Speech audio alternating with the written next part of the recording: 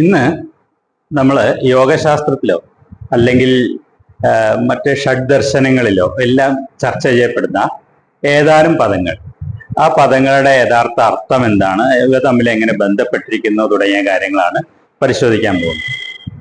ബ്രഹ്മം, ആത്മാവ്, ചിത്തം, ശരീരം, ഈ 4 ഘടകങ്ങളെ കുറിച്ചാണ് നമ്മൾ ഈ പദങ്ങളെ കുറിച്ചാണ്, അല്ലെങ്കിൽ ഇത് എന്താണ് എന്നുള്ളതിനെ കുറിച്ചാണ്, ഇവ പരസ്പരം എങ്ങനെ ബന്ധപ്പെട്ടിരിക്കുന്നു എന്നതിനെ കുറിച്ചാണ് നമ്മൾ ഇന്ന് പരിശോധിക്കാൻ പോകുന്നത്. ഇപ്പൊ ഈ പദങ്ങളെല്ലാം സുപരിചിതമായ പദങ്ങളാണ്. നമ്മൾ പലയിടത്ത് പ്രയോഗിച്ചത് നമ്മൾ കണ്ടിട്ടുണ്ട്, കേട്ടിട്ടുണ്ട്, നമ്മളും അങ്ങനെ പ്രയോഗിക്കാറുണ്ട്. പക്ഷെ ഇതൊക്കെ പരസ്പരം എങ്ങനെയാണ് ബന്ധപ്പെട്ടിരിക്കുന്നത് എന്നതിനെ കുറിച്ച് പലതരത്തിലുള്ള അവ്യക്തതകളും ഉണ്ട്, അല്ലെങ്കിൽ അങ്ങനെ വ്യക്തമായിട്ട് എവിടെയും പറഞ്ഞിട്ടില്ല. നമ്മളിങ്ങനെ എടുത്ത് പ്രയോഗിക്കുന്നു എന്നേ ഉള്ളൂ. അത് എന്താണെന്ന് കൃത്യമായിട്ട് ഒരു മനസ്സിലാക്കലുണ്ടോ എന്ന് ചോദിച്ചാൽ അത്ര അടിസ്ഥാനപരമായിട്ട് നമ്മൾ മനസ്സിലാക്കാൻ സാധ്യത കുറവാണ്. ഒരു ഏകദേശ ഒരു ഊഹത്തിൽ നമ്മളിങ്ങനെ പറയുന്നു, അങ്ങനെ കേൾക്കുന്നു എന്ന് മാത്രമേ ഉള്ളൂ. നമുക്ക് നോക്കാം എങ്ങനെയാണ് അത് ശാസ്ത്രദൃഷ്ട്യാ, യോഗശാസ്ത്ര പ്രകാരം ഈ സംഭവങ്ങളെല്ലാം എന്താണെന്ന് പരിശോധിക്കാനാണ് നമ്മൾ ശ്രമിക്കുന്നത്. അപ്പോ നമുക്ക് ബ്രഹ്മത്തിൽ നിന്ന് തന്നെ തുടങ്ങാം. ഏറ്റവും അധികം പ്രയോഗിക്കപ്പെടുന്ന ഒരു പദമാണല്ലോ ബ്രഹ്മം എന്നത്. അപ്പോൾ എന്താണ് ബ്രഹ്മം?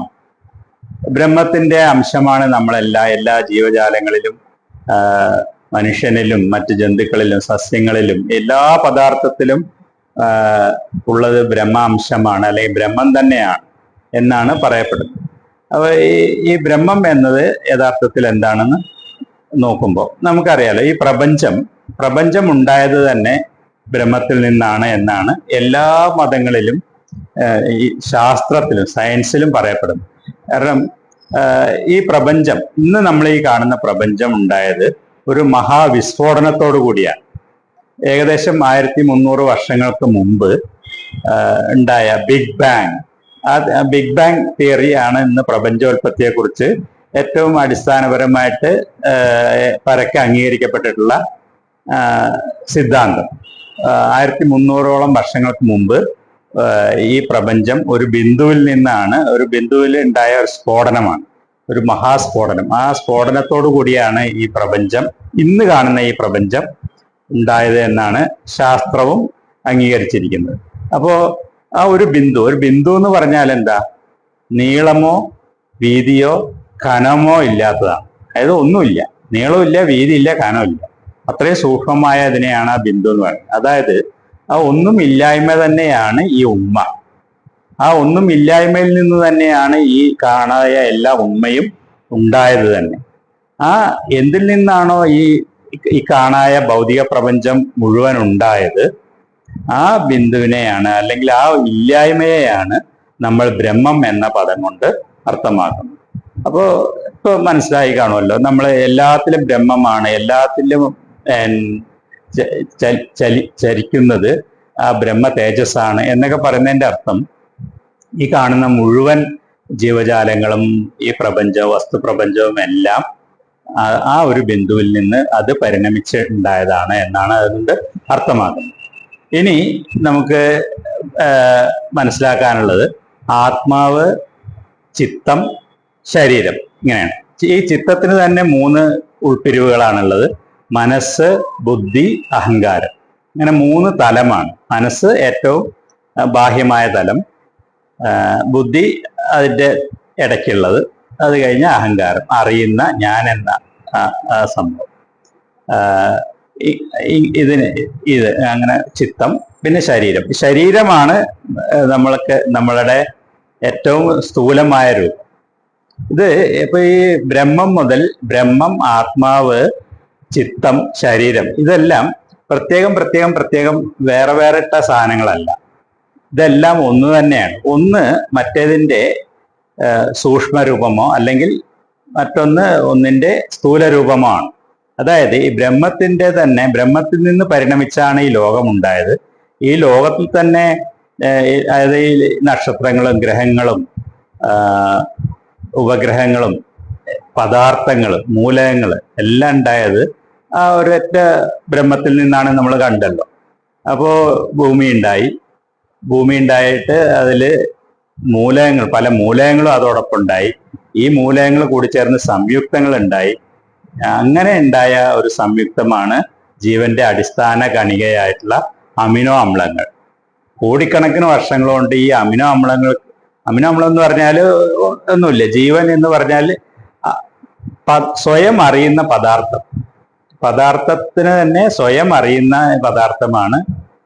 അതാണ് ജീവൻ എന്നുള്ളത്. ചലിക്കുന്നു, അത് അറിയുന്നുണ്ട്, സ്വയം അറിയുന്നുണ്ട്. ആ ജീവനുണ്ടായി. ജീവൻ പരിണമിച്ചിട്ടാണ് ഏകകോശ ജീവികളാണ് ആദ്യം ഉണ്ടായത്. അത് കഴിഞ്ഞ് ബഹുകോശ ജീവികൾ ഉണ്ടായി, സസ്യങ്ങളുണ്ടായി, ജന്തുക്കളുണ്ടായി. അങ്ങനെ ലോകത്ത് പല ജാതി ജന്തുക്കൾ, പല സ്പീഷീസിലുള്ള ജന്തുക്കൾ ഉണ്ടായിട്ട് അത് പരിണമിച്ച് ഇന്നത്തെ രീതിയിലുള്ള മനുഷ്യനുണ്ടായി. ബുദ്ധിവികാസത്തിൽ ഏറ്റവും മുന്നിൽ നിൽക്കുന്ന, പരിണാമത്തിലെ ഏറ്റവും അവസാന ഉന്നത ശ്രേണിയിലുള്ള മനുഷ്യനുണ്ടായി. ബുദ്ധിവികാസത്തിൽ ഏറ്റവും മികച്ചു നിൽക്കുന്ന മനുഷ്യൻ ഉണ്ടായി. ഇത് അങ്ങനെ പരിണമിച്ച് ഉണ്ടായതാണ് ഈ കാണുന്ന എല്ലാ സംഭവവും. അപ്പൊ ശരീരം എന്ന് പറയുന്നത്, ശരീരത്തിന്റെ സൂക്ഷ്മരൂപമാണ് നമ്മൾ ഈ ചിത്തം എന്ന് പറയും. ചിത്തത്തിന്റെയും സൂക്ഷ്മരൂപമാണ് ആത്മാവ്. ആത്മാവിന്റെയും സൂക്ഷ്മരൂപമാണ് ബ്രഹ്മം. ഇത് തിരിച്ചു പറയുകയാണെങ്കിൽ ബ്രഹ്മത്തിന്റെ ഒരു പ്രകടിത രൂപമാണ്, അല്ലെങ്കിൽ സ്ഥൂല രൂപമാണ് ആത്മാവ്. ആ ആത്മാവിന്റെ സ്ഥൂല രൂപമാണ് ചിത്തം. ചിത്തത്തിന്റെയും സ്ഥൂല രൂപമാണ് ശരീരം. അപ്പൊ ഇതൊന്നും പ്രത്യേകം നിലനിൽപ്പുകളല്ല, സെപ്പറേറ്റ് എൻറ്റിറ്റീസ് അല്ല. ഇതൊന്നും മറ്റൊന്നിന്റെ തുടർച്ചയാണ്. ഒരു കോണിക്കൽ ഷേപ്പിലുള്ള ഒന്ന്, അല്ലെങ്കിൽ സ്പൈറൽ ആയിട്ടുള്ള അതിന്റെ തുടർച്ചയാണ്, വികാസമാണ്. ഒന്ന് മറ്റൊന്നിന്റെ സൂക്ഷ്മരൂപമാണ്, അല്ലെങ്കിൽ ഒന്ന് മറ്റൊന്നിന്റെ സ്ഥൂല രൂപമാണ്. ഈ അർത്ഥത്തിൽ വേണം മനസ്സിലാക്കാൻ. ഒന്നും വേറെ അല്ല. അപ്പോ നമുക്ക് ശരീരമുണ്ട്. ശരീരത്തിനകത്ത് എന്തുണ്ട്? ചിത്തമുണ്ട്. ചിത്തവൃത്തി നിരോധനത്തെയാണല്ലോ നമ്മൾ യോഗം എന്നുകൊണ്ട് ഉദ്ദേശിക്കുന്നത്. അപ്പൊ നമ്മൾ എവിടെയാണ് ഈ ചിത്തം പോയി ലയിക്കുന്നത്? എവിടെയാണ്? ആത്മാവിലാണ്. ഈ ആത്മാവ് എവിടെയാണ് ലയിക്കുന്നത്? ബ്രഹ്മത്തിലാണ്. അത്രേ ഉള്ളൂ. അപ്പോ ഇതൊന്നും വേറെ സംഭവങ്ങളല്ല, ഒന്ന് മറ്റൊന്നിന്റെ തുടർച്ച തന്നെയാണ്.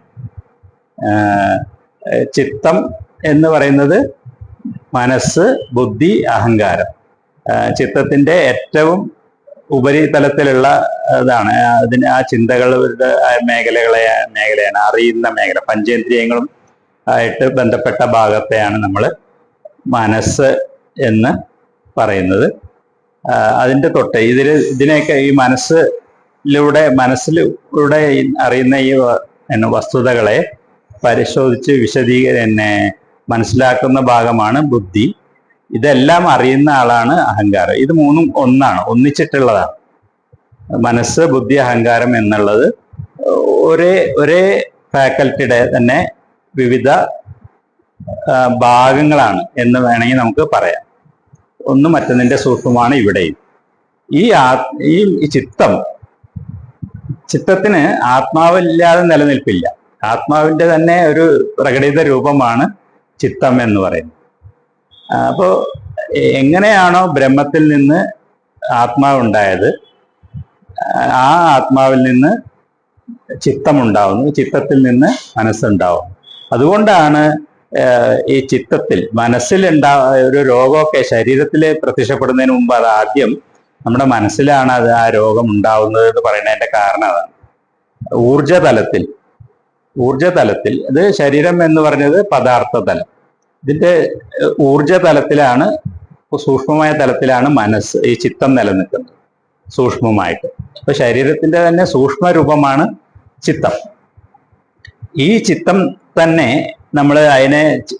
തന്നെ ചിത്തത്തെ നമ്മൾ ലയിപ്പിച്ചാൽ, അല്ലെങ്കിൽ ചിത്തത്തിന്റെ ആ വൃത്തികളെ നിരോധിച്ചാൽ, അത് പോയി ലയിക്കുന്നത് ആത്മാവിലാണ്. ഈ ആത്മാവ് ഇത് ശരീരം വിടുമ്പോൾ, നമ്മൾ മരിക്കുമ്പോൾ ഈ ആത്മാവാണ് ശരീരം വിടുന്നത്. അത് ഊർജത്തിന്റെയും സൂക്ഷ്മമായ ഊർജം, ആ രൂപം, അത് ആണ് ഈ ശരീരത്തിൽ നിന്ന് മോചിക്കപ്പെടുന്നത്. ഈ ആത്മാവ് തന്നെയാണ് ചിത്തമായിട്ടും ശരീരമായിട്ടും രൂപപ്പെട്ടിട്ടുള്ളത്. അതേ ആത്മാവ് ബ്രഹ്മത്തിന്റെ ഭാഗമാണേനും തിരിച്ചത് ബ്രഹ്മത്തിൽ പോയി ലയിക്കുന്നു. യോഗികളിൽ അത്, അല്ലെങ്കിൽ അവധൂതർ, അല്ലെ ആ ലെവലിലെത്തിയ ആളുകളിൽ അവരവരുടെ ആ ഉറവിടത്തിൽ ബ്രഹ്മത്തിൽ തന്നെ തിരിച്ച് ലയിക്കുന്നു. അല്ലാത്ത ആത്മാക്കൾ അടുത്ത വീണ്ടും ജന്മമെടുത്ത് ഈ ഭൂമിയിൽ തന്നെ ഒരു കൂടുതൽ കൂടുതൽ ജനന മരണങ്ങളിലൂടെ ആ ചക്രത്തിലൂടെ കടന്നുപോയി ഒടുവിൽ അത് പരിശുദ്ധമായി തിരിച്ച് അതിൻ്റെ സോഴ്സിൽ പോയി ചേരുന്നു. ഇങ്ങനെ വേണം നമ്മൾ മനസ്സിലാക്കാൻ. അല്ലാതെ ചിത്തം വേറെ, അല്ലെങ്കിൽ ആത്മാവ് വേറെ, ബ്രഹ്മം വേറെ, അങ്ങനെ വേറെ അല്ല, അദ്വൈതം തന്നെയാണ്. എല്ലാം ഒന്നു തന്നെയാണ്. പക്ഷെ അതിൻ്റെ സൂക്ഷ്മ അല്ലെങ്കിൽ സ്ഥൂല രൂപങ്ങളാണ് എന്ന് നമ്മൾ മനസ്സിലാക്കണം. അങ്ങനെ കൃത്യമായിട്ട് മനസ്സിലാക്കി കഴിയുമ്പോഴേ നമുക്ക് ഈ യോഗത്തിൻ്റെ കൂടുതൽ ആഴത്തിലുള്ള, അടിസ്ഥാനപരമായിട്ട് ഈ ഒരു ഘടന നമ്മൾ മനസ്സിലാക്കി കഴിഞ്ഞാൽ നമുക്ക് മറ്റു കാര്യങ്ങൾ, യോഗത്തിൻ്റെ യോഗശാസ്ത്രവുമായി ബന്ധപ്പെട്ട മറ്റു വിഷയങ്ങൾ കൈകാര്യം ചെയ്യുമ്പോൾ കൂടുതൽ എളുപ്പത്തിൽ നമുക്ക് കാര്യങ്ങൾ മനസ്സിലാക്കാൻ കഴിയും. നിങ്ങൾക്ക് ഈ കാര്യങ്ങൾ ഏകദേശം ഒരു ധാരണ കിട്ടിയെന്ന് വിചാരിക്കുന്നു. നമുക്ക് വീണ്ടും തുടർച്ചയായിട്ടുള്ള വീഡിയോകളിൽ ഇതൊക്കെ നമ്മൾ വീണ്ടും ചർച്ചയ്ക്ക് വിധേയമാക്കും. അപ്പോൾ ഓരോ സബ്ജക്റ്റ് എടുക്കുമ്പോഴും, ഓരോ സബ്ജക്റ്റ് നമ്മൾ പറയുമ്പോഴും ഒരു പക്ഷേ പൂർണ്ണമായിട്ടും എന്നെ നമുക്ക് പ്രേക്ഷകരിലേക്ക് എത്തിക്കാൻ ഒരു പക്ഷെ ആ സമയത്ത് കഴിഞ്ഞു വരില്ല. ഓരോ ദിവസവും ഓരോ മൂഡും ഓരോ രീതിയാണല്ലോ, ഓരോ ഇതൊക്കെ ആയിരിക്കും. അപ്പോൾ ചില ദിവസങ്ങളിൽ പറയുമ്പോൾ കുറച്ചും കൂടി ക്ലാരിറ്റി കിട്ടും, ചില ദിവസങ്ങളിൽ നമുക്കത് അത്ര തന്നെ പൂർണ്ണമായ ക്ലാരിറ്റിയിൽ നമുക്ക് പറഞ്ഞ് ബോധ്യപ്പെടുത്താൻ കഴിയുമെന്ന് വരില്ല. പക്ഷെ നമ്മൾ ഈ വിഷയങ്ങളൊക്കെ വീണ്ടും ചർച്ച ചെയ്യും. അങ്ങനെ നമുക്ക് ഒന്നിച്ചിട്ട് മുന്നേറാൻ, കൂടുതൽ കാര്യങ്ങൾ മനസ്സിലാക്കാം. ഇത്തരത്തിൽ യോഗയുമായി ബന്ധപ്പെട്ട അതിനിഗൂഢവും രഹസ്യാത്മകവുമായ അനേകം വിഷയങ്ങൾ പ്രതിപാദിക്കുന്ന തുരീയം ബോധോദയത്തിന്റെ രാസവിദ്യ എന്ന പുസ്തകം ആവശ്യമുള്ളവർ സ്ക്രീനിൽ കാണുന്ന നമ്പറിലേക്ക് അഡ്രസ് വാട്സാപ്പ് ചെയ്യുക.